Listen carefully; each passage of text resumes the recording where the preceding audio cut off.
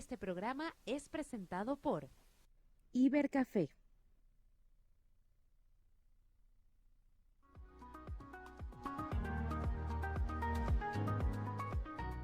Somos salud, deporte, educación, entretenimiento, cultura, emprendimiento. Somos Capital Humano Radio.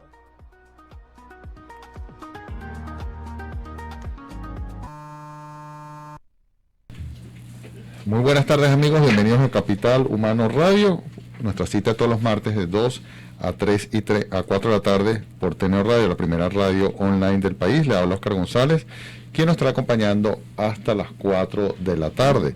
Este programa es posible con el apoyo de Carolyn Méndez en la dirección general, Brian Agro, la dirección de producción, ingeniero del sistema Antonio Calderón, control técnico Leonardo Carmen Pájaro. Por supuesto también se me perdió la chuleta, bueno, la chuleta, disculpen, que la Martínez en la logística, Gabriela Characo en la producción del programa, Arena Piñango también en el guión, y por supuesto siempre nuestro fundador Rafael Casella. Recuerda que nosotros salimos para todos los martes a las 2:30 de la tarde para toda Venezuela a través de www.teneoradio.com, pero si está en Colombia, Panamá y Perú, 1:30 de la tarde, Chile y Argentina, 3:30 de la tarde, lado oeste, Estados Unidos, 11:30 de la mañana, lado este, Estados Unidos, 1:30 de la tarde, y 7:30 de la tarde de la noche para hora de España. Por supuesto también nuestros amigos de Uruguay. Hoy tenemos un invitado muy especial, que nuestro invitado del día de hoy es el embajador, la persona encargada de negocios de la República de Uruguay en Venezuela, quien nos estará acompañando el día de hoy. Y vamos a estar hablando de este hermoso país suramericano, lleno de cultura, lleno de deportes, lleno de muchas cosas que nos puede brindar para aquellas personas que queremos visitarlo. Ya estamos esperando que llegue a nuestro estudio el ciudadano embajador para poder hablar sobre este hermoso país. Vamos a identificar y ya regresamos con Capital Humano Radio. Ya regresamos con el concejal Oscar González en Capital Humano Radio. Estamos de vuelta con el concejal Oscar González en Capital Humano Radio.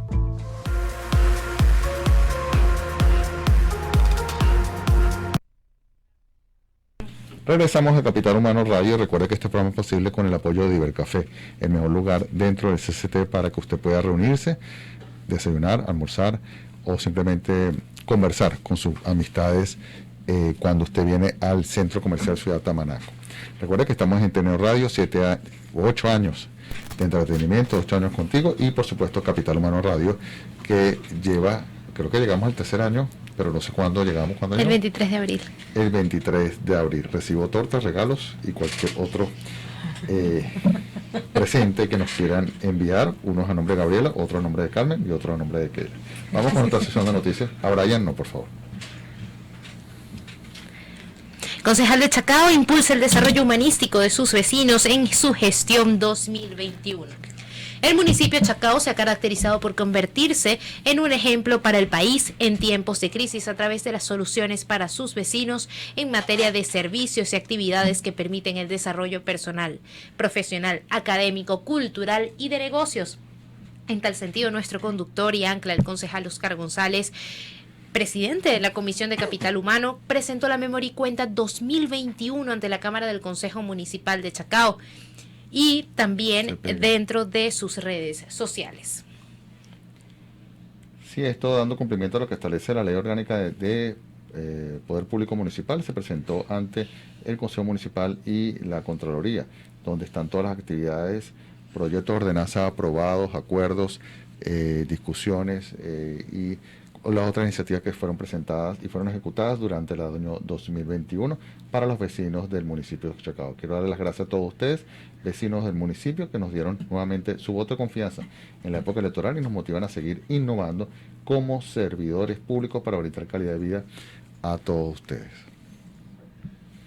Elon Musk adquiere 9.2% de las acciones, 9.2% de las acciones en Twitter y la red social se dispara en la bolsa. El magnate surafricano Elon Musk adquirió 9.2% de las acciones de Twitter, catapultando el valor de la bolsa de la red social en más de 20%.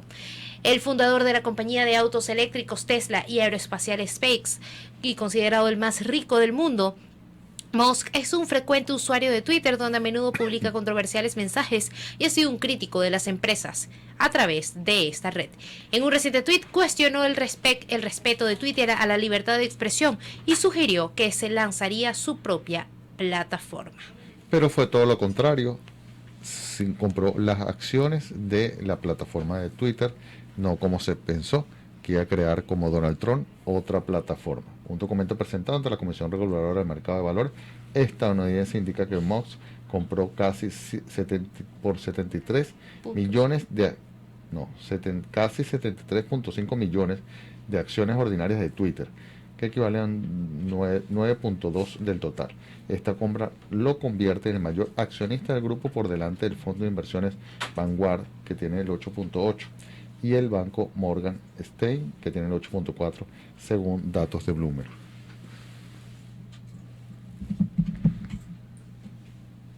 En materia de salud, casi la totalidad de la población mundial respira aire contaminado. Casi la totalidad, el 99% respira aire contaminado y malo para la salud, según la Organización Mundial de la Salud, que instó a reducir el uso de combustibles fósiles. Estas conclusiones son el resultado de una combinación de datos recolectados por miles de ciudades, explicó a la prensa la doctora Sophie Gomi, del Departamento Medioambiental, Cambio Climático y Salud de la OMS. Casi la totalidad de la población respira aire contaminado y malo para la ciudad, según la Organización Mundial de la Salud. Este informe de la OMS indica que la cifra de récord de más de 6.000 zonas urbanas en 117 países vigilan ahora la calidad del aire. Ello representa alrededor del 80% de la población urbana mundial, indica Gundy. Tras haber sobrevivido a una pandemia, es inaceptable seguir teniendo 7 millones de muertos evitables y perder innumerables años en buena salud por el hecho de la contaminación del aire. Se lamenta la doctora María Neira, directora del Departamento de Medio Ambiente de la OMS. Bueno, luego de estas noticias vamos a identificar y ya regresamos con mucho más de Capital Humano Radio. Ya regresamos con el concejal Óscar González en Capital Humano Radio. Con el concejal Óscar González en Capital Humano Radio.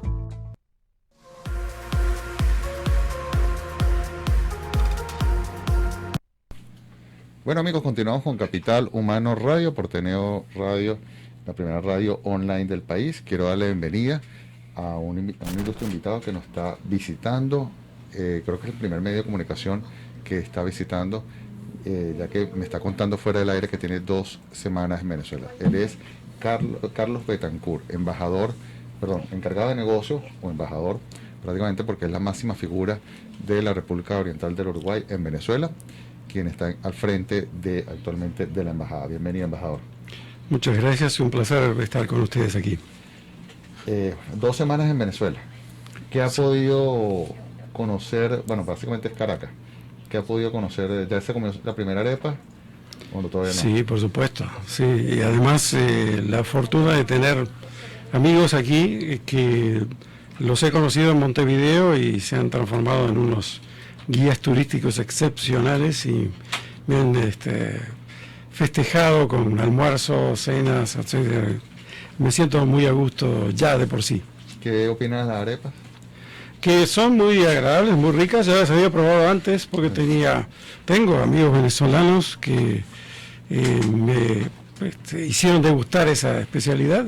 Me parecieron muy ricas, muy buenas y bueno, seguiré en esa línea. Ah, perfecto. Hay muchos platos venezolanos que debe probar y sitios que conocer, pero bueno, la idea de la conversación el día de hoy del embajador es de hablar de su país, de Uruguay. Tuve la oportunidad, le estaba diciendo también fuera del aire, has estado 2 veces en Uruguay.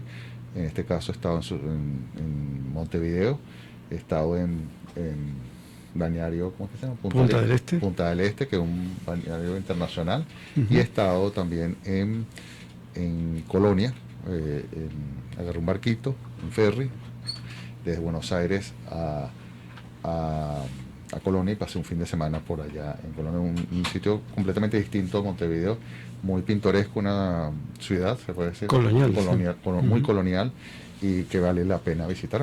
Hay varios paquetes turísticos, si está en Argentina, en Buenos Aires específicamente, para poder visitar. Mejor, usted es abogado de profesión, me está diciendo también fuera del aire, ¿no? No, yo estoy formado en Derecho, la Academia Diplomática, graduado de la Academia Diplomática del Uruguay. ¿A ustedes tienen Sí, tenemos, exactamente. Qué bueno. Es la primera vez que nos está visitando, la primera vez que está en Venezuela. Efectivamente. ¿Viene de dónde? Bueno, de Montevideo, de estar 2 años ahí como establece nuestra reglamentación, luego de ser embajador en el Reino de Arabia Saudita. Oye, qué cambio un cambio bastante... Bueno, hay una similitud, el petróleo. Sí, pero clima, ciudad, comida, por supuesto, costumbres, modo de vida completamente distinto. Sí, por Quisiera supuesto. saber de qué manera Uruguay posiciona la cultura a nivel mundial. Bueno, como ustedes saben, no es noticia para ustedes, tenemos varios premios Príncipe de Asturias en literatura, tenemos por supuesto personalidades como José Enrique Rodó, que marcó una época de la juventud latinoamericana, estamos hablando de los años 1910, 1920, en toda Latinoamérica se leía José Enrique Rodó. Tenemos una proyección cultural que es quizás más grande de lo que significa el país como población, ¿verdad? Sobre todo por el hecho de que quizás en ese campo tenemos el mismo tipo de productividad que con los futbolistas, que somos 3,5 millones de habitantes y producimos muchísimos futbolistas de primera línea internacionales. Bueno, ahorita estaba hablando con el operador, ya ustedes están en el Mundial. Sí, nos hemos clasificado hace poco, sí. Ya, sí. Y, bueno, aparte que han tenido títulos internacionales. Claro. Quisiera una breve historia que nos puede decir un poco del nacimiento de Uruguay para poner en contexto a las personas que sintonizan. ¿Cómo no? Trataré de hacerlo breve porque es un proceso largo, como todos los procesos independentistas de América. Bueno, comienza con lo que se llamó la Revolución de Mayo en lo que hoy es Argentina. Hay que tener bien claro de que ni la Argentina ni el Uruguay ni Chile existían como tales en esa época. Estamos hablando del Imperio Español. Esa revolución que establece una serie de parámetros que iban al encuentro de las aspiraciones de los criollos, hicieron que en el Uruguay se produjera en realidad el primer hecho armado de enfrentamiento entre el Imperio Español y las fuerzas revolucionarias independentistas, que fue en 1811, el 18 de mayo, la Batalla de las Piedras, que es hoy una ciudad que queda muy cerca de Montevideo, la capital. Y luego una larga historia en la que se van cruzando los diferentes personajes, en este caso nuestro héroe nacional José Gervasio Artigas, quien tenía una amistad y una correspondencia muy grande con José de San Martín, que ustedes conocerán como el libertador de los Andes, que así se le llamó, que tampoco en esa unión no existía distinción ninguna entre quien es hoy argentino o uruguayo, y fue acompañado también San Martín por unos cuantos militares uruguayos de primera línea en esa aventura. Y por supuesto que luego se produjo más tarde, digamos, porque tuvimos una breve ocupación portuguesa primero, por una diferencia, digamos, entre lo que el imperio portugués entendía que era la seguridad al sur de su comarca, y nos tuvimos que liberar de esa ocupación portuguesa para luego hacernos independientes en 1825. Desde 1825 se nos conoce con la identidad nacional que hoy tenemos. Usted nombró varios elementos de lo que caracteriza a Uruguay. Uno, la posibilidad que hay varias raíces, es decir, habló de la colonia portuguesa, habló de la colonia española. También el fútbol es algo que caracteriza al Uruguay. Yo no tuve oportunidad de estar presente, de ir, pero sé que hay un museo famosísimo de fútbol, de la historia del fútbol. Ahí se dio el primer mundial de la historia. Su gastronomía. Yo tuve oportunidad de estar en Mercado del Puerto. ¿Es en el mercado? Mercado del Puerto. Ajá, ¿dónde está? Sí, exactamente. Y las carnes suyas son muy conocidas a nivel mundial. Uno de los productores de carne, bueno, comer carne ahí es completamente distinto a comer carne en cualquier otro lugar del mundo por el tipo de tratamiento que le hacen. Tratamiento y alimentación que es muy particular, porque si hay, por ejemplo, no tengo por qué decirlo, pero lo voy a decir, la carne argentina es muy buena calidad, es muy tierna y es muy agradable, pero está alimentado por praderas que no tienen contacto con el mar. En cambio, nuestras praderas son praderas marítimas, reciben influencia del mar, lo que da una precipitación con contenido salíneo que hace que los animales incorporen a su alimentación con el pasto que comen un componente de yodo que hace que el sabor de la carne sea diferente. Recuerdo un plato de allá que aquí tiene el mismo nombre, pero es distinto, que es choripán. Sí. El de allá es, no recuerdo bien, el de acá es pan y es chorizo. Sí, chorizo. ¿El de ustedes? También. Igual. Claro, exactamente igual.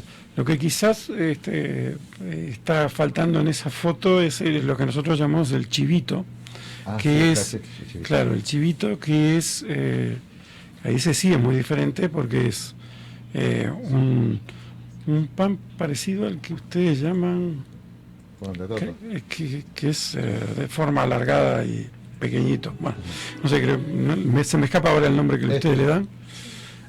Parecido, exacto. Y que tiene un bife, digamos, de carne, pero muy tierna.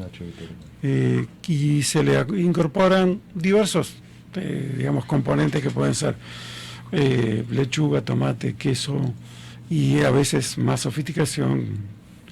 Y es una comida que fue inventada justamente en Punta del Este, ese balneario internacional que usted mencionaba, pero en los años 30, 1930. Y fue una casualidad, como casi todos los inventos gastronómicos.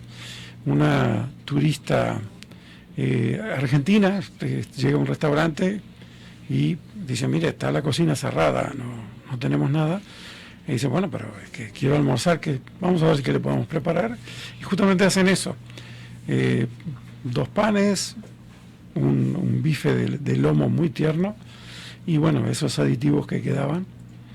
Y bueno, se generó algo que es muy conocido, inclusive hasta salen revistas gastronómicas de Estados Unidos, del Reino Unido, etcétera, porque se considera uno de los fast foods más digamos, ricos y de alguna manera precursor de lo que sería luego la hamburguesa, ¿no? En la que se incorporan también lechuga, tomate, etcétera, pero posteriormente. Perfecto. Es Carlos Betancourt, embajador o representante del Uruguay en Venezuela, quien nos está visitando el día del programa de hoy. Vamos a seguir hablando del turismo, la gastronomía, del fútbol, de Carlos Betancourt, de Gardel, del escritor que estuvo en su casa, en la puerta de su casa, no me recuerdo el escritor uruguayo. No recuerdo ahorita. Onetti. Bueno, vamos a seguir hablando de Uruguay en Capital Humano Radio. Ya regresamos. Ya regresamos con el concejal Óscar González en Capital Humano Radio.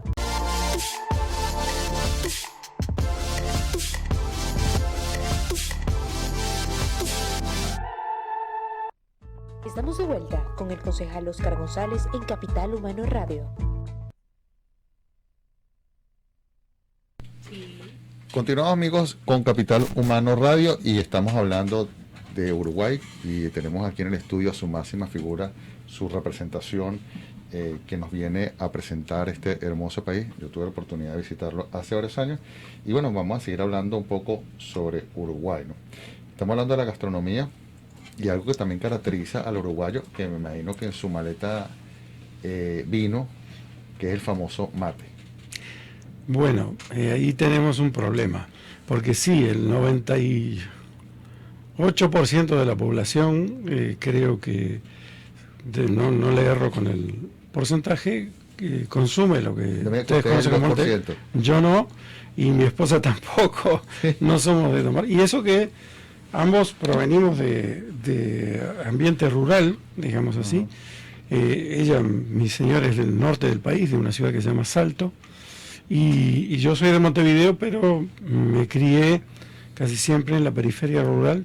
Mi padre era del campo también, pero ninguno de los dos, por diferentes razones, porque obviamente no nos conocíamos, no estábamos en ese consumo, pero lo admitimos y por supuesto lo respetamos. Pero por ignorancia, ¿el mate está relacionado a su consumo a las personas en los sectores populares? No necesariamente. Porque no, yo en Montevideo, en la Rambla, yo veía todo el mundo con mate. Hasta me llama la atención. Sí, claro. Conocí una gente y yo sé que para ustedes es normal ¿cómo es la palabra?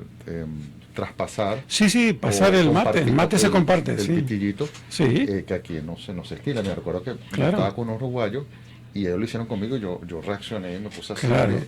Y me explicaron, ¿no? No, por supuesto. A ver,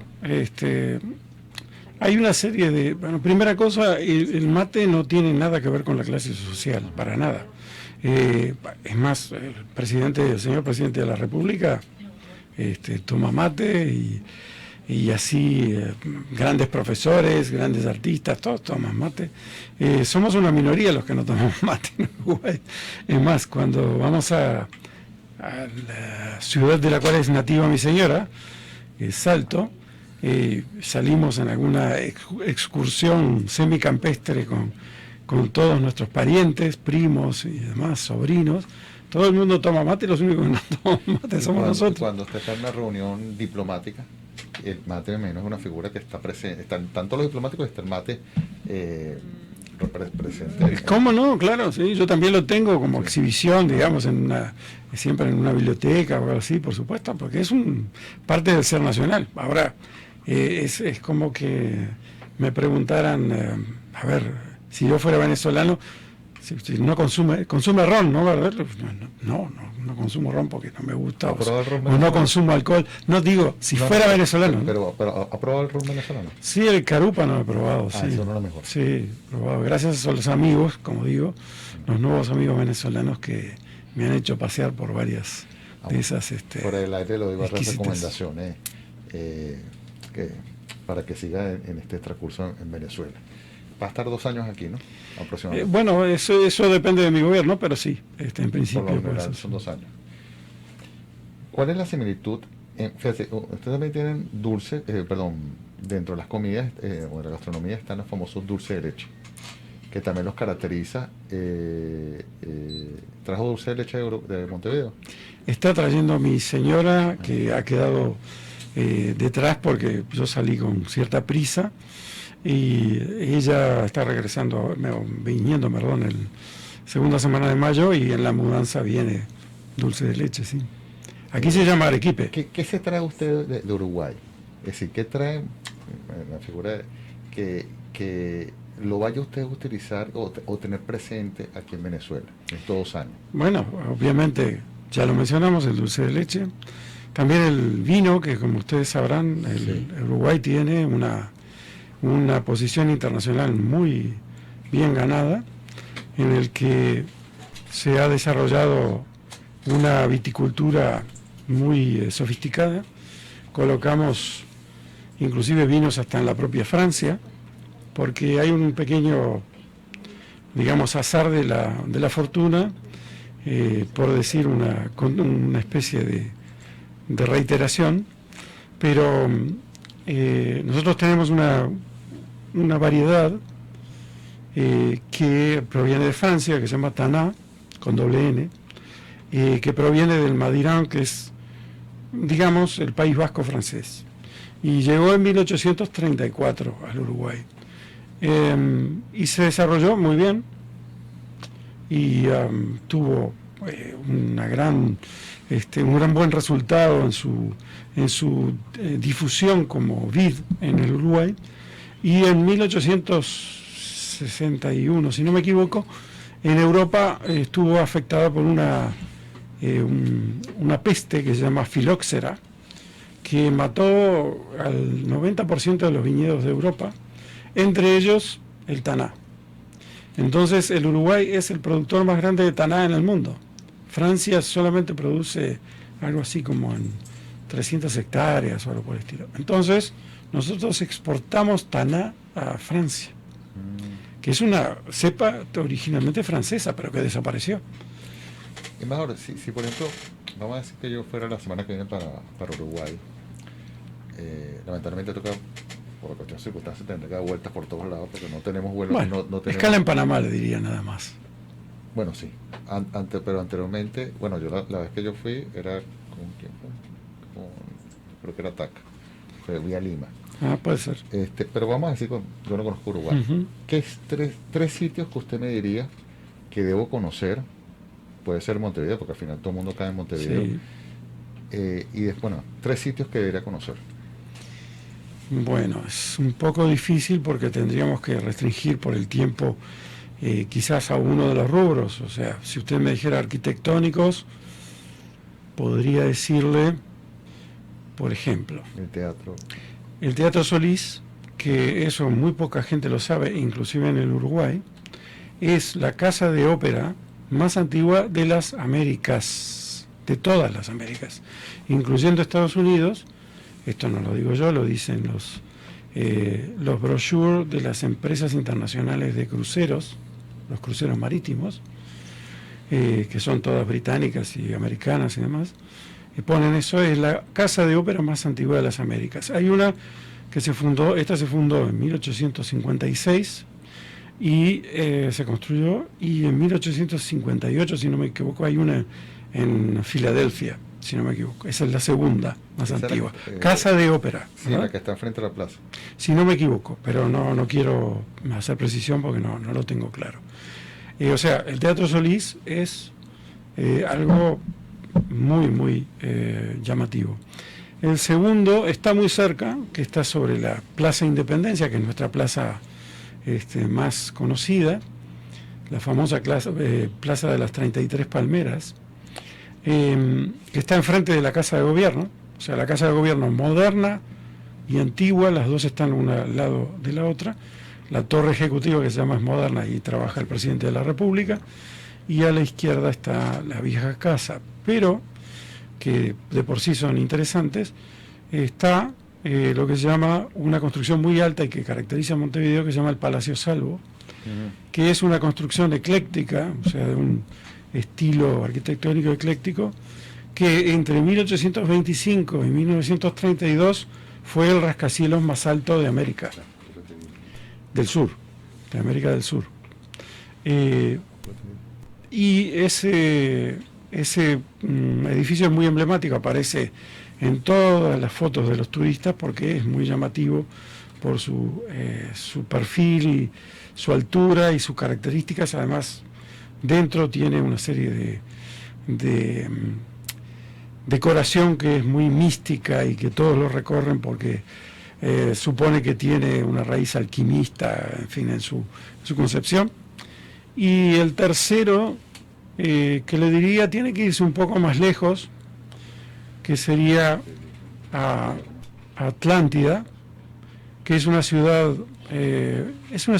balnearia en su origen, pero que se ha convertido en una especie de ciudad dormitorio de la capital.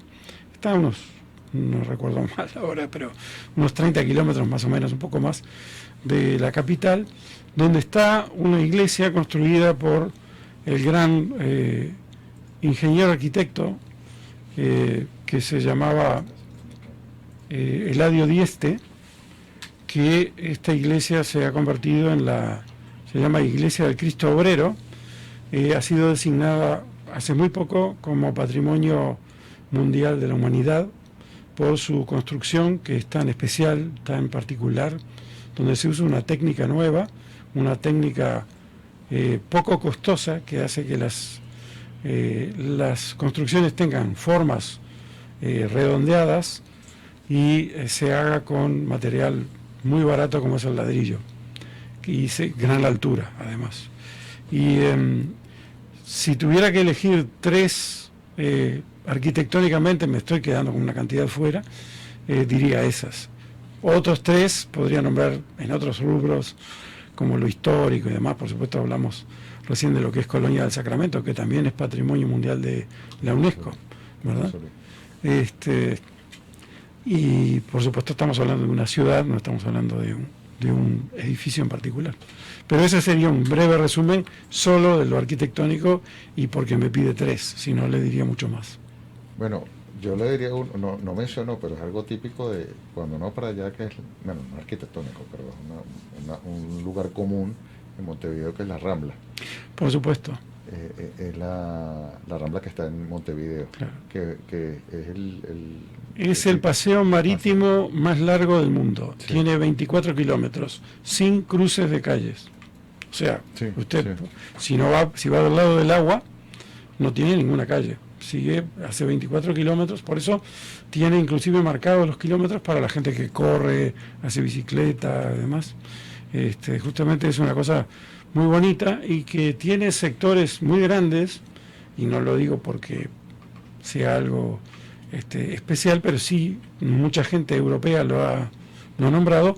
Hay sectores muy grandes que hacen que sea exactamente casi una foto de la costa azul de Francia, sobre todo la ciudad de Niza, que tiene sectores que son muy parecidos.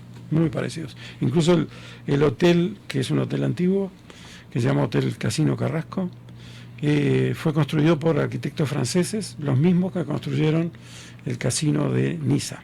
Eso está en un lado, ¿no? Está sobre la costa. Usted no sé si fue a Carrasco, que es un suburbio de casas y verde, y tiene un gran hotel con una cúpula muy alta. Creo que sí. Bueno, estamos hablando de Uruguay. Yo estoy recordando, pues hace varios años, mi visita a Uruguay, pero vamos a seguir hablando con la máxima figura de este país en Venezuela en la actualidad, el embajador Carlos Betancourt, quien nos está visitando hoy en TNO Radio. Vamos a identificar y ya regresamos con mucho más. Aquí dice la señora Celia. Regresamos con el concejal Óscar González en Capital Humano Radio. Con el concejal Óscar González en Capital Humano Radio.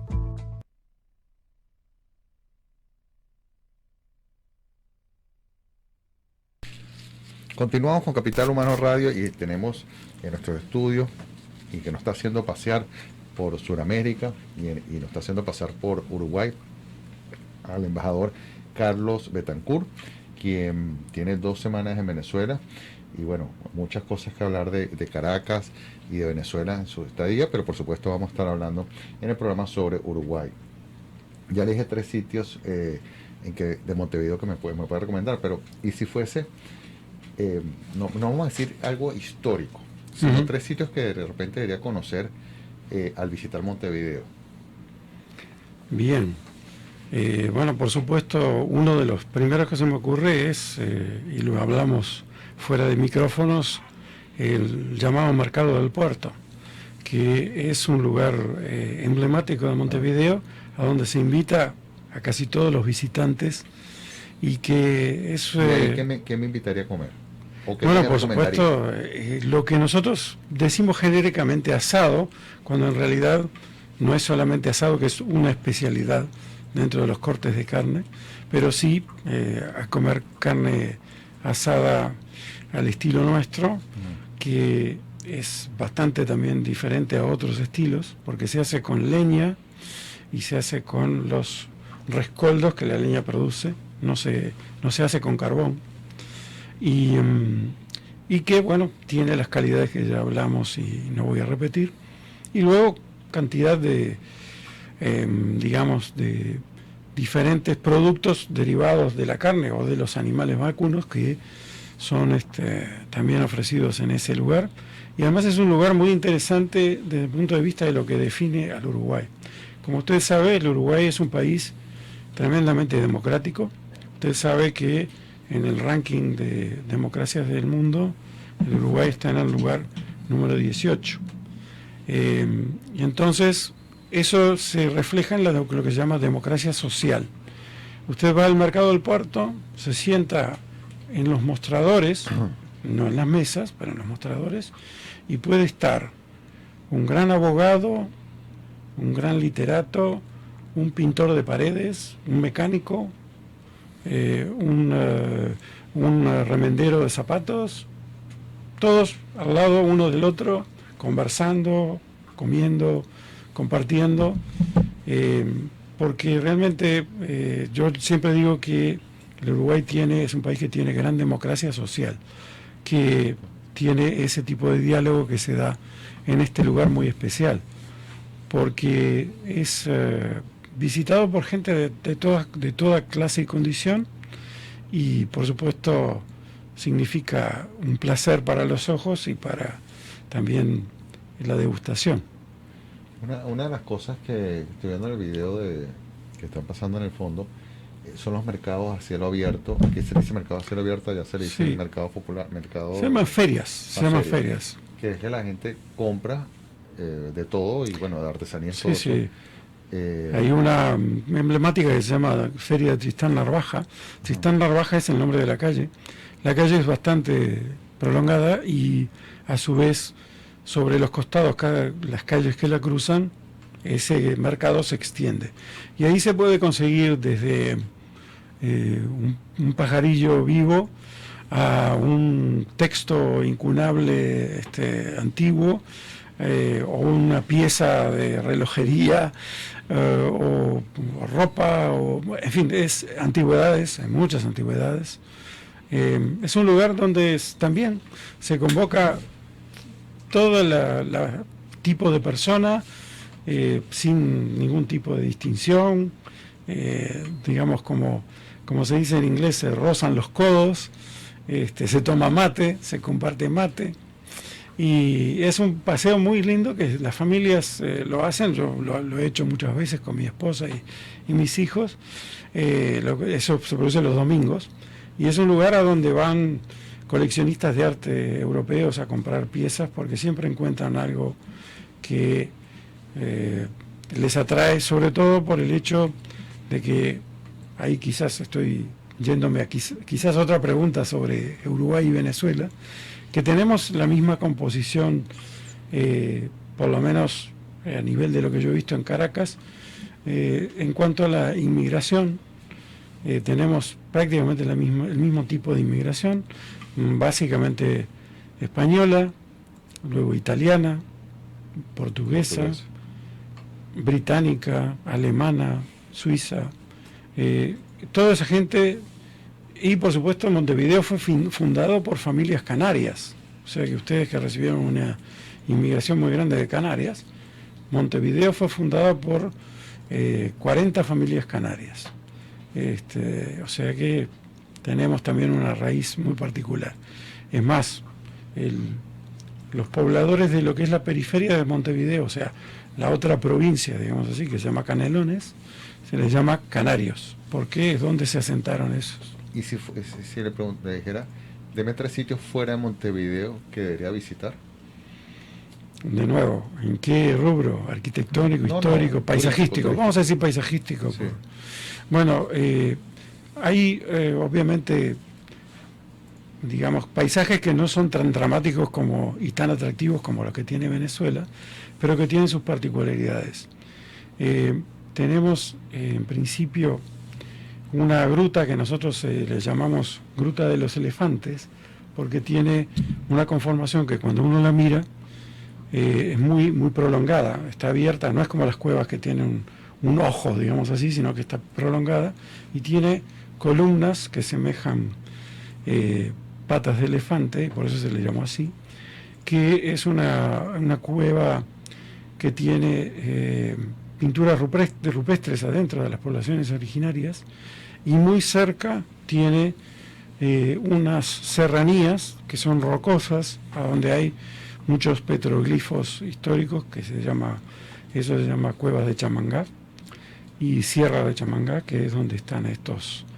O sea, es todo un conjunto arqueológico.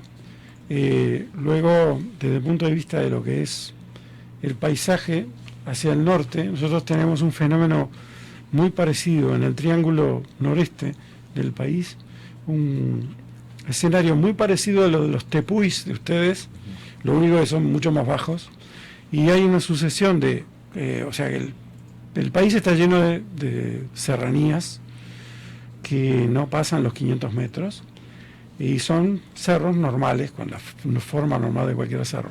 En ese rincón noroeste son todas mesetas, y es una formación muy pintoresca porque se ve terrenos verdes y llanos y las mesetas que se suceden una detrás de las otras por kilómetros y kilómetros cuadrados.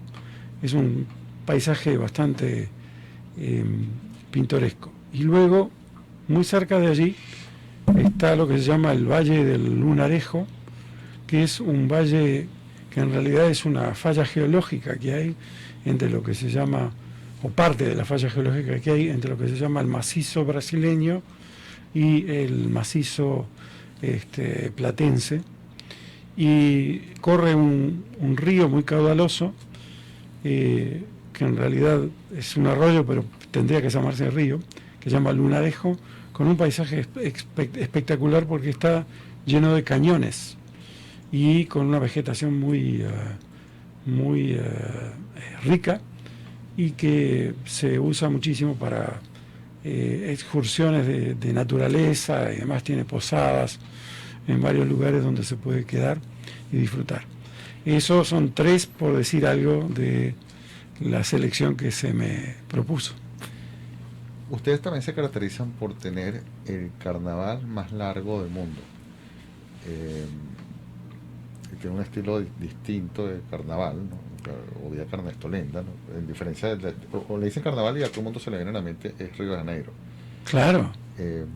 Pero usted tiene un carnaval que no es tan diferente si sacamos afuera la música o la ambientación, pero sí, claro. Bien, es más largo, primero porque es un carnaval que se nutrió de dos fuentes importantes. Una es la que aportó el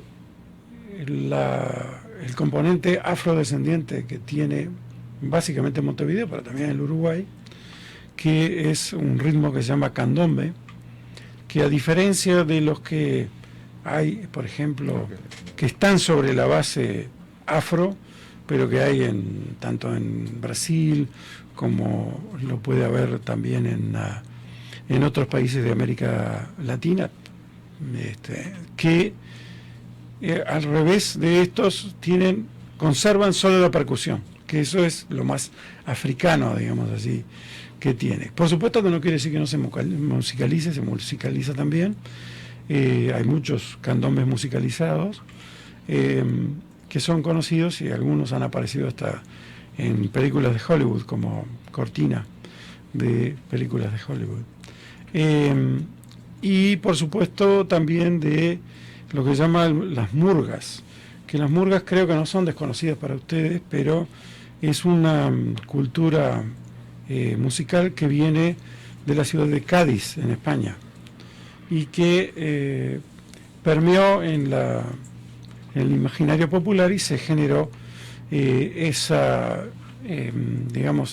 tipo de manifestación musical y artística, que aparte de ser musical también tiene una parte histriónica, digamos así, porque lo que se hace es no solamente que tenga un acompañamiento musical, sino que se cantan estribillos que pueden ser críticas sociales, críticas políticas, críticas de ese tipo. Esa es la base del viejo carnaval del Uruguay. Hoy tiene otras manifestaciones también artísticas, inclusive en varias partes del Uruguay tiene bastante similitud con el brasileño, sobre todo en las zonas fronterizas. Y es prolongado porque justamente tiene una vigencia larga que tiene que permitir el que se evalúen las distintas conjuntos de distintas ramas, como dije, candombe, murga, parodistas, en fin, no les voy a explicar lo que es eso, pero parodistas, musicalizantes, en fin, hay distintos, entonces eso toma mucho tiempo para que se exhiban, se muestren, y además hay traslado de estos conjuntos que no solo están en Montevideo, van a otras localidades, otras ciudades, y también se presentan, y eso hace que sí sea, aparentemente según está contabilizado, el carnaval más largo del mundo. Fíjese, algo que le cuento una anécdota cuando estuve allá y que también creo que caracteriza a Montevideo.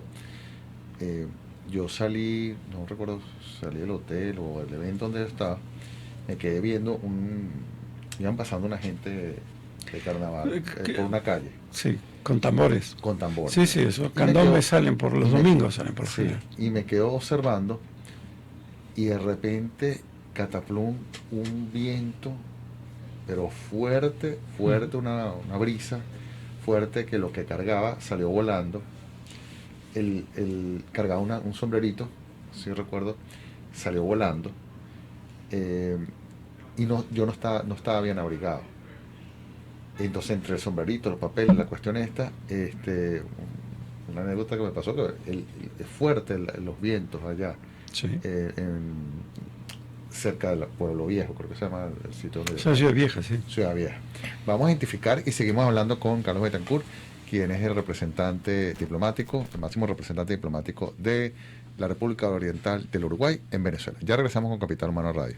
Ya regresamos con el concejal Óscar González en Capital Humano Radio.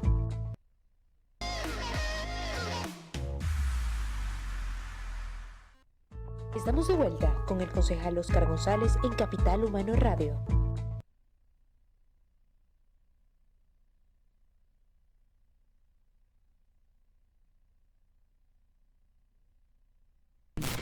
Seguimos con Capital Humano Radio con el jefe de la misión diplomática de la República Oriental del Uruguay, el diplomático Carlos Betancourt, quien desde hace 2 semanas se encuentra en Venezuela representando a su país y hoy gentilmente nos acompaña para hablar de su gastronomía, su turismo, su cultura, qué hacer, cómo visitar. ¿Cuál es la mejor época del año para visitar Uruguay, mejor? A ver, sí, es muy difícil de decir, porque depende de lo que se quiera disfrutar. Si se quiere disfrutar de la playa, del mar, del océano Atlántico, que obviamente no es tan cálido como el Caribe, pero es realmente muy agradable por la fuerza, el oleaje que tiene, que hace que sea muy entretenido, digamos. Por eso tenemos muy buenos surfistas, y inclusive nuestro presidente de la República es surfista, él hace surf. He visto. Porque claro, hay un oleaje muy fuerte y hace que sea muy divertido nadar en ese mar. Eso recomendable, por supuesto, es la época que nosotros llamamos veraniega extendida, que sería diciembre a marzo. Inclusive en marzo es quizás el mejor momento, porque es el momento en que el agua tiene la mejor temperatura. Por supuesto que si lo que se quiere hacer es turismo, por ejemplo, urbano, conocer las maravillas arquitectónicas. Montevideo es una ciudad que usted la conoció, es una ciudad que tiene una riqueza arquitectónica muy particular y que asombra a los europeos, sobre todo que la visitan, porque es muy ecléctica, tiene una arquitectura donde prima el Art Nouveau, el Art Deco, pero se mezcla con el plateresco, con el español antiguo, con el victoriano, en fin, hay variedad para todos. Esa avenida grande, Montevideo, 18 de julio, sí. Se asemeja, o creo yo, o es más o menos el estilo como la de Buenos Aires, a las europeas. Sí, los grandes edificios, sí. las grandes torres, que caracteriza A Montevideo. A Montevideo. Sí, cómo no.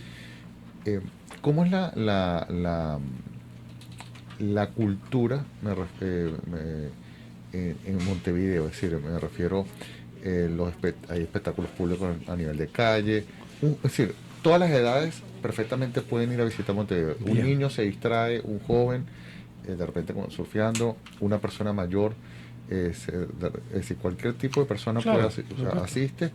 Y en lo que se refiere a la seguridad, el sentido de la atención al turista, me refiero desde que llega al aeropuerto y de repente puede conseguir un mapa, o la señalización, todo eso está...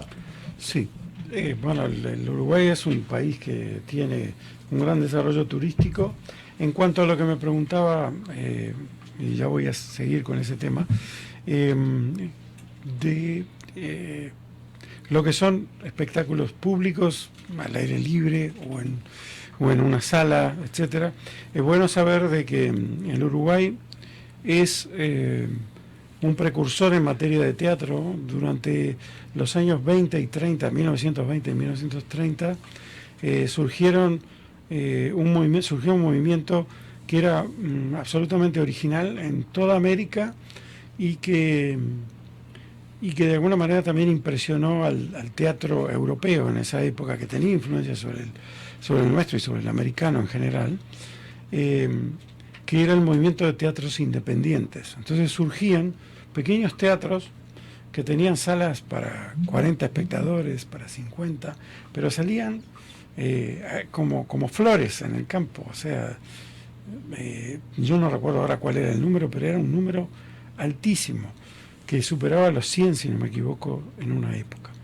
Seguimos manteniendo eso, no en ese volumen, pero sí hay teatros muy grandes, como podría ser el Solís, que es un teatro que más se usa para espectáculos musicales, pero también se usa para espectáculos teatrales. Pero tiene también teatros pequeños con salas también de 60 butacas o de 30, y hay muchísimas de esas. Todas tienen características especiales o específicas que las hacen diferentes. Sobre todo una muy graciosa que se llama Teatro del Círculo, que tiene, todos los espectadores se sientan alrededor de la escena. Es un círculo. Y la escena se desarrolla al centro, por lo tanto están los actores, los props, o sea, las mesas, sillas, etc. Y el público está cerca inclusive los actores entran de escena, entran a donde está el público y mantienen un diálogo con su contraparte, siempre siguiendo la obra, por supuesto. Pero el público está inmerso en eso. Digo eso porque es una particularidad muy rara, que sé que hay en muy pocos lugares del mundo, creo que existe ese tipo de teatro. No y seguro, hay muchísimos. No estoy seguro si lo que está diciéndote se me viene en la mente ahorita. Hay como una especie de reloj o un símbolo de escuela de donde está el Radisson. No sé si Bueno, el Teatro Solís tiene un gran reloj. no, Sí. Creo que se llama Pueblo Viejo, que tú vas caminando, hay como una entrada, más para allá, que viene siendo la ciudad vieja. Recuerdo, había una escenificación teatral. Ajá. Y todo el mundo estaba alrededor y era a nivel de calle. Ah, bien, bueno, sí, por supuesto, de eso hay muchísimo. Sí, entonces ahorita lo está Sí. hablando y se me vino en la mente, no lo recordaba, pero se me vino en la mente.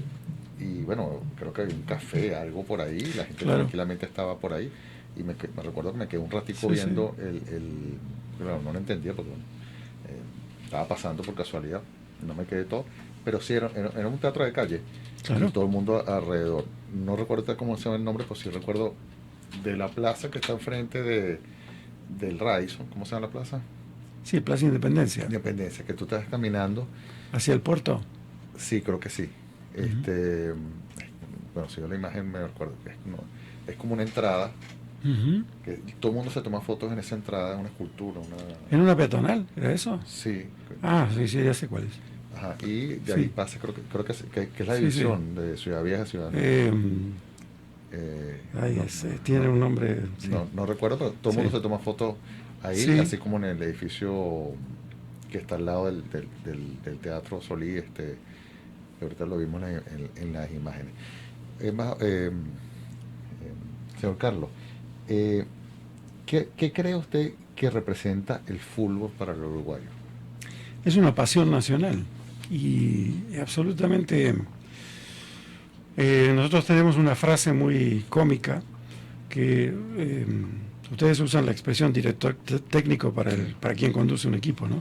Bueno, nosotros decimos que somos 3,5 millones de habitantes y que tenemos 3,5 millones de directores técnicos. Todo el mundo cree que entiende de fútbol, me incluyo.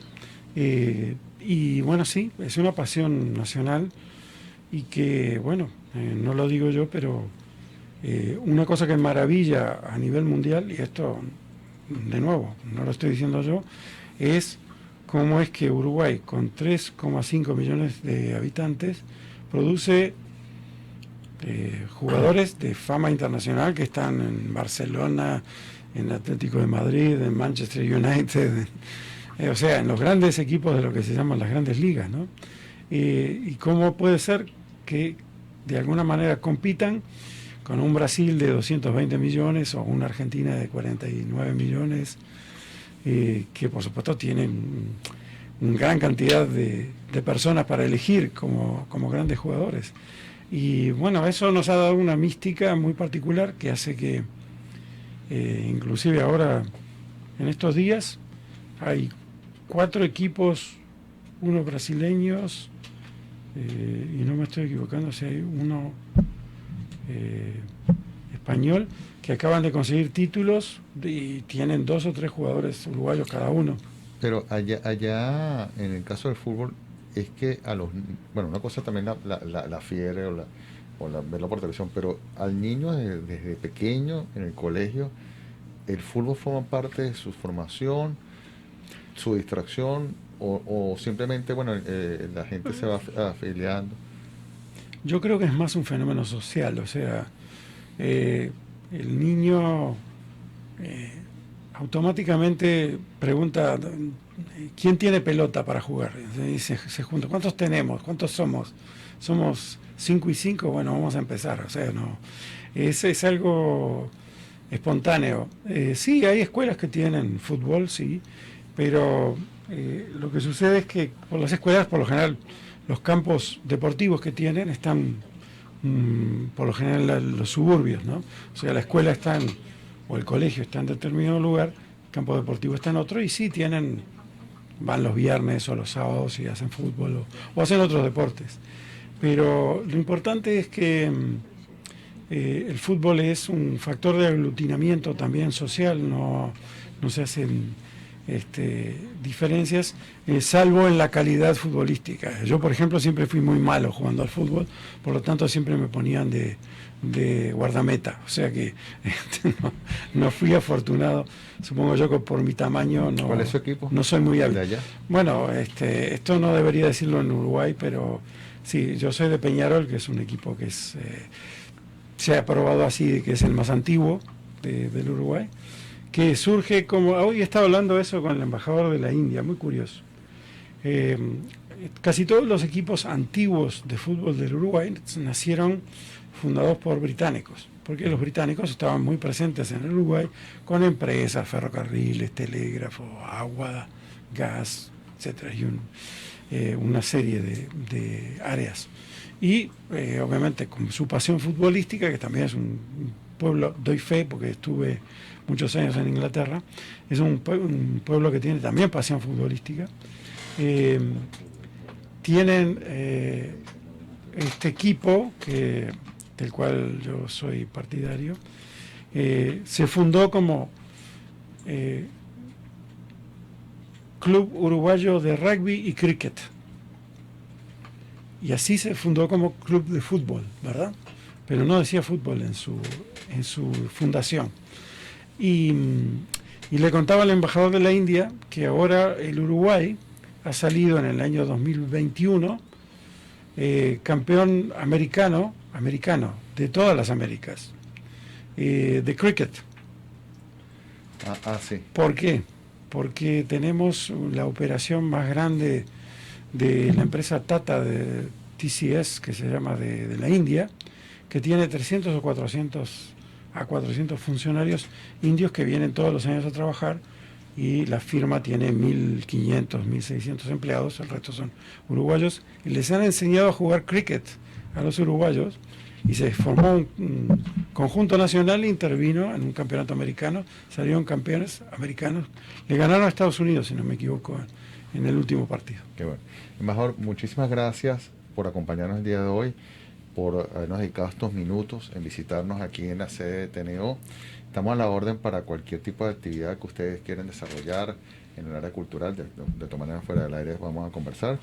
Y bueno, muchísima suerte. Espero que conozcan mi país, que se lleve un grato recuerdo de todas las cosas que va a poder visitar en estos 2 años que va a permanecer. Ojalá, como han pasado por aquí embajadores, me dice, yo vine por 2 años y me llevo 9. El de Argentina, el de Polonia, el Líbano, me dice, vine por 2 y ya llevo, no sé, 8, 7. Ojalá que pueda ver y que, bueno, pueda disfrutar nuestra gastronomía, nuestros paisajes, nuestra cultura, y bueno, tenernos paciencia porque nos caracterizamos por muchísimas cosas que no voy a hablarlo ahorita, pero bueno, espero que su estadía en Venezuela sea grata y que, bueno, se lleve un buen recuerdo de nosotros. Muchísimas gracias, embajador. Muchas gracias, y bueno, me corresponde agradecer realmente la bonomía y calidez con la que me han tratado, y por supuesto un placer dar algunos pequeños pantallazos o pinceladas de lo que es mi país, y por supuesto que espero sí disfrutar de Venezuela plenamente, con su pueblo tan cálido y tan amistoso, y espero también ir más allá, debo decir, de la gastronomía, porque prefiero hacer un poco más de ejercicio, ir al Canaima, ir a Los Roques o ahorita le digo cosas por el cuentos, estilo. el Ávila. No pregunté por el Ávila. Hay un festival el año pasado que se hizo de cine, no hablamos de cine. Bueno, este programa, gracias al jefe de la misión diplomática del Uruguay en Venezuela, Carlos Betancourt. Este programa fue posible con el apoyo en la Dirección General de Carolina Méndez, Dirección y Producción Verán Agros, producción Gabriela Characo, producción y guión Adriana Piñango, redes sociales Cinet Ávila, logística Keila Martínez, y en área de sistema Antonio Calderón, coordinación de operaciones Rosbel y Materano, y el control técnico hoy Carmen Pájaro. Por supuesto, siempre nuestro fundador Rafael Casela. Recuerda que salimos para Venezuela a las 2:30 de la tarde. Este programa se retransmite a las 2:30 de la tarde de la noche, en la madrugada, pero si nos ve de Colombia, Panamá y Panamá y Perú, 1:30 de la tarde, desde México también 1:30, si nos ven desde Chile, Argentina y Uruguay, 3:30, 11, se me olvidó decirle que se ha dicho a su familia que no podía ver, pero lo puede ver en la retransmisión, que se tienen que levantar a las 3:30. 11:30 lado oeste de Estados Unidos, 1:30 lado oeste de Miami, y 7:30 hora de España. Este programa fue posible con el apoyo de Ibercafé, quien le mandó al embajador un dulce de tartaleta de fresa. Déjame rapidito a ver si se lo puedo mostrar para que vean el dulce de Ibercafé, el mejor lugar del CCT para desayunar, almorzar. Acá se ve lo que le mandan al embajador de Uruguay, jefe de la misión diplomática del Uruguay en Venezuela. Amigos, recuerda que este programa puede visitar también nuestras cuentas. Este programa se estará colocando, como los otros, en nuestro canal de YouTube. Busca Capital Humano Radio, y en el canal de TNO Radio en Twitter, Instagram y Facebook. Si quiere conversar con nosotros a través de nuestra cuenta González F. Oscar. Chao, nos vemos la semana que viene.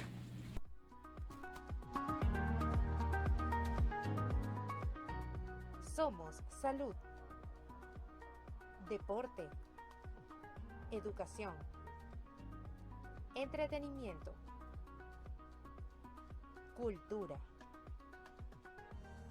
emprendimiento. Somos Capital Humano Radio.